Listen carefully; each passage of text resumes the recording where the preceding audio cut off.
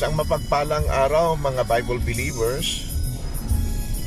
Tapos na po tayong magbasa ng Bible and pray to God. Yung assignment namin ngayon ni Sister Jane ay pumunta ng Ciudad, Iloilo City dahil po sa mga gawain na nandun, no? May mga dapat tayong maasikaso. So, salamat tayo kay Nathaniel, sa aking eldest son. Salamat to sa pagpagamit ng iyong sasakyan. Thank you for allowing us or letting us use your vehicle. May the Lord bless you. Salamat. At saka kay Nathan, ingat ka doon sa trabaho.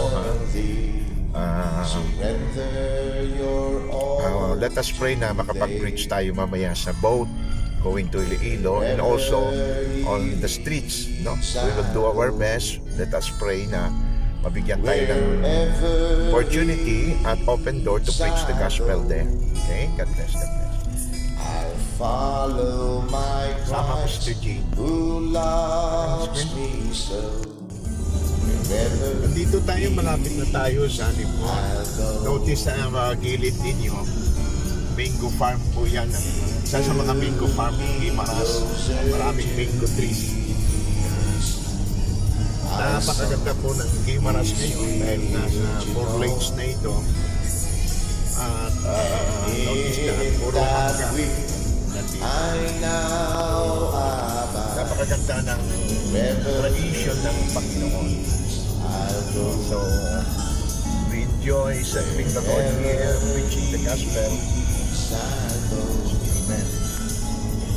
Wherever He leads, I'll go. Padala muna natin kay Brother Rodel yung marriage documents nila dito sa LBC. Wherever He leads, I'll go.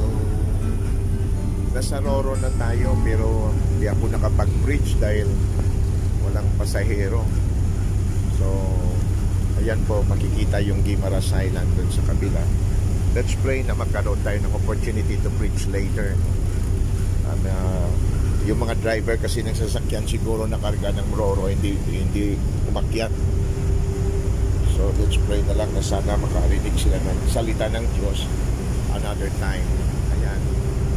Yung another Roro na nagbabiyaya ng Tanang Guimaras.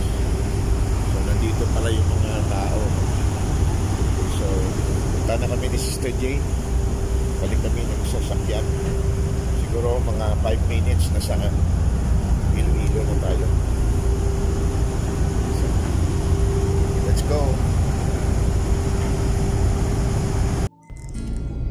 Finally, nasa Iloilo na tayo. Medyo malungkot ng konti. We are saddened because very few passengers. Actually, no passengers at the top. Hindi po tayo nakapag-preach. We were not able to preach the gospel there. But let us hope and pray na makapag-preach tayo later. Nandito na tayo sa Iloilo City. Nagtudlo po sa mga preso lang. Hindi, Prodo may hospital sa Estupad mo. Sa bungera na isang Isya Pacific. Oo. Kaya patagal yung preso.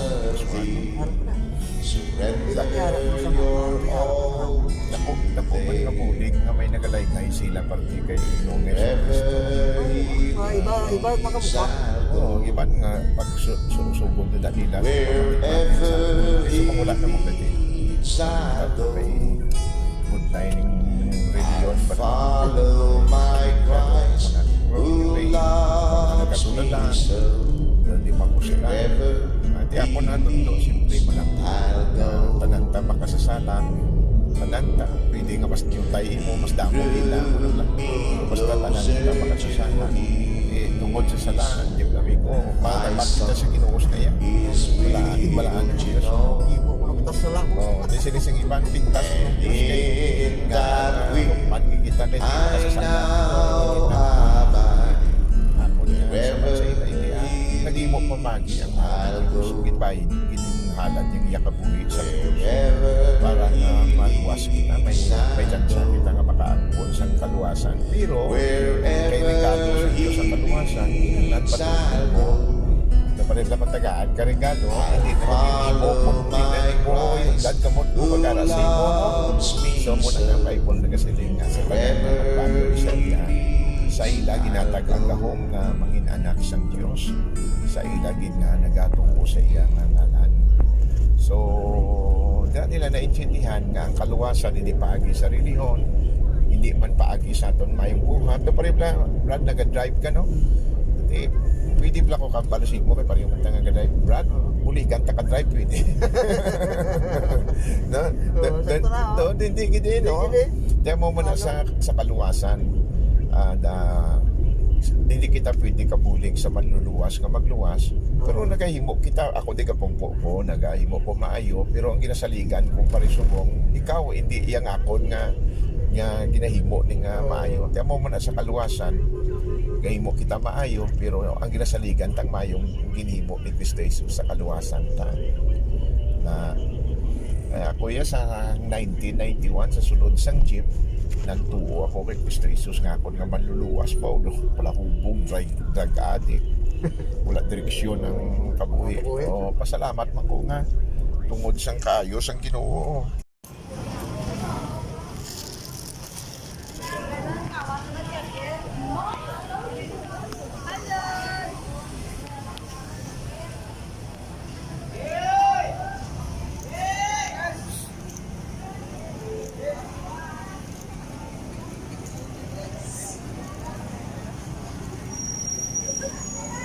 A short message from the Word of God.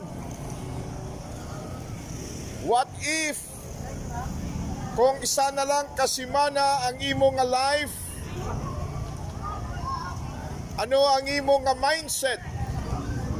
What will you do? Well, number one, realize that you are a sinner. The Bible says, for all have sinned and come short of the glory of God. There is none righteous, no, not one. Tanan kita nakasala batok sa Dios. Ang Bible nagasiling ang bayad sing sala kamatayon. Everyone dies. Tanan kita mapatay. Ang hindi lang ta kabalo kung sano kita mamatay. If you die today, din magpatulong ang imo nga kalag. Are you going to heaven? Or are you going to spend eternity in hell? Friends, the Lord Jesus Christ loves you and died for you. Kinalad niya ang iya kabuhi sa krus para mabayaran ang imo nga sala, agud nga hindi kita magakadto sa impyerno. The Bible says, for God so loved the world that He gave His only begotten Son, that whosoever believeth on Him should not perish, but shall have everlasting life. Tungod sa pagpalangga sa Diyos, the Lord made a way para masave ang tao. Again, ang Diyos naghimo pamaagi para maluwas kita, because wala kita sing may mahimo para magluwas sa ngaton kaugalingon. Why? Kay makasasala kita. Ang pagkatagwanta sa reliyon could not save us. Our good works could not save us. The Bible says, not by works of righteousness which we have done, but according to His mercy, He saved us. Gahimo ako maayo subong, ga-preach ako, bisan makahuluya, pero ining akon ginahimo, hindi among ginasaligan ko nga mag-save sa akon, kundi ko nanong ginhimo ni Jesus Christ para nga ma-save ang makasasala.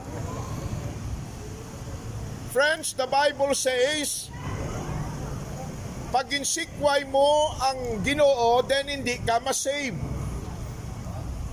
Ang tao magapa-impyerno not because the Lord hindi gusto siya nga ma-save, kundi tungod nga iya nga gin-reject ang grasya sang Dios, the gift of God, which is eternal life through our Lord Jesus Christ. Si Jesus nagsiling, "He that rejected me and receiveth not my words, the one that will judge him, the words that I have spoken, the same shall judge him in the last days." Gusto sang Diyos masave kita, pero kinahanglan nga mag-believe kita, magtuo kita, nga siya amo ang dalan, ang kamatuoran, kagang kabuhi. Nga walay sing tao nga makadangat sa amay dat isa langit, kundi paagi sa iya. Silinggani sang Bible, Jesus Christ is the only Savior. For there is only one God and one mediator between God and man, the man Christ Jesus. Abyan balaan ko kilala niyo siya. Pero ang pamangkot ko, ikaw balaan nagsalig na sa iya. Balaan ko nga nagatawag ka ba sa iya nga Diyos kag manluluwas, that is good. Pero nabuksan mo na balang imo heart kag 100%, tunay nga ikaw nagasalig that Jesus Christ died, buried and rose again the third day para sa imo nga kaluwasan. You see, ang pagkabalo nga siya manluluwas, hindi makasave. Balaan mo nga ang eternal life is a free gift, regalo sa Diyos, pero ang regalo hindi maging imo kung hindi mo batunon. Kabay pa nga sa inyo heart, pagsiling ka mo, Lord, ginabaton ko nga ako makasusala. Salamat kid Lord Jesus nga nagbayad ka sa ngakon sala, paagi sa imo pagpalansang sa krus. Nagatuo ako nga ikaw Lord ang magluwas sa akon. Luwas sa ako Lord Jesus Christ, hindi ako pagdala sa impyerno, save me. Luwas sa ako. The Bible says, "He that had the Son had life, and he that had not the Son of God shall not see life, but the wrath of God on him." Kamay pang Ginoo maga-bless, kamay pa nga magatuo ka mo sa... Hello baby.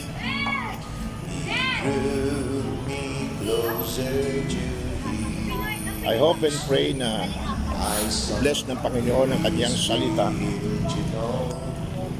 We can preach the gospel. Yung response po ay sana huwag i-reject ng sinner ang salita ng Diyos. However, mga kapatid, no matter what, tatanggap po sila o hindi, ang importante na nag-preach tayo. Because how shall they hear without a preacher? Bless ng Panginoon ang araw na ito. Sana makapag-preach tayo ulit bukas. God bless po. Bible Believe. Who loves me so, wherever he